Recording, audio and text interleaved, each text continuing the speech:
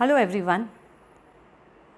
Friends, very often patients come to my clinic with the complaint that there has been a gradual reduction in their mouth opening, or they also complain that they are facing difficulty in eating spicy foods. Their mouth burns when they eat spicy foods. Now, very often these are the patients who are habituated to tobacco products, more specifically the betel nut, supari, gutka, pan masala, and they suffer from a condition referred to as submucous fibrosis, commonly which is known as fibrosis.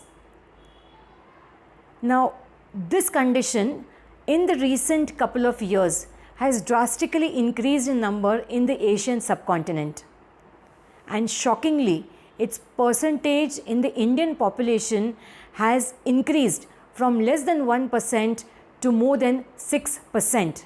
Isn't that a shocking number? 6% of the Indians affected by fibrosis.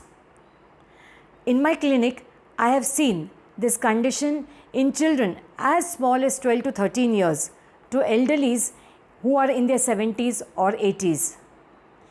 Although it's most predominantly seen in men, but if the women consume supari or betel nut, they also could be affected by fibrosis.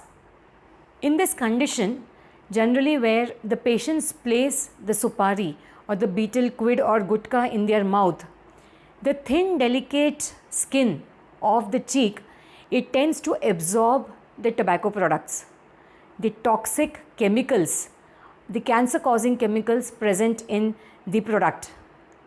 So you will see that the fibrosis generally starts by its effects on the cheek and then gradually spreads to involve the other parts of the mouth like the lips or the back of the mouth, the throat, or to certain extent even the food pipe. The delicate skin of the cheek, which absorbs the toxic products over days or months or years of consumption of these products, it initially becomes reddened, ulcerated, and then it loses its normal texture and starts appearing whitish or bland because the blood supply in the cheek comes down because of fibrosis.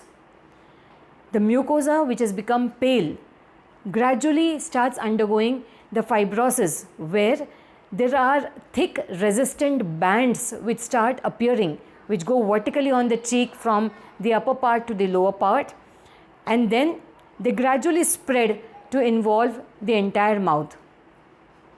These patients often face not only difficulty in mouth opening, there's a gradual reduction in mouth opening, burning sensation in the mouth, but in addition to that, they often face even difficulty in speaking, in swallowing, or even chewing food.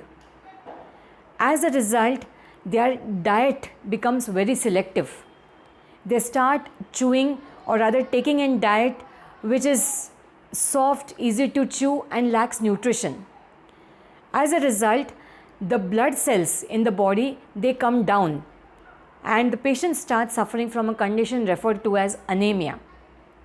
Now this anemia, which further reduces the blood supply to the mouth, increases or worsens the fibrosis. So friends, there is a vicious cycle that sets in fibrosis. The fibrosis leading to anemia, and anemia in itself causing more fibrosis. These patients gradually start losing body weight. They become thin, they lack immunity, and the body's resistance to fight infection comes down. Gradually, these patients are progressing towards cancers of the mouth or the throat. So, ladies and gentlemen, if you are habituated to betel nut or tobacco products and are suffering from a condition that I have just explained, please get yourself examined by an oral physician. If any of your relatives or friends is affected by this condition, is not taking spicy foods, is not able to open the mouth, please avoid the progression towards oral cancer and get a thorough examination done by an oral physician. An oral physician is a practicing dentist who has in fact got enormous knowledge on this condition called fibrosis. He's got a specific approach to diagnosing these conditions, examining these patients thoroughly, treating the symptoms, and more importantly, preventing this condition from progressing towards cancer. Friends, I hope you find this information on fibrosis very useful. Please like, subscribe, and share this video to all the needy people as much as possible. Thank you and see you soon.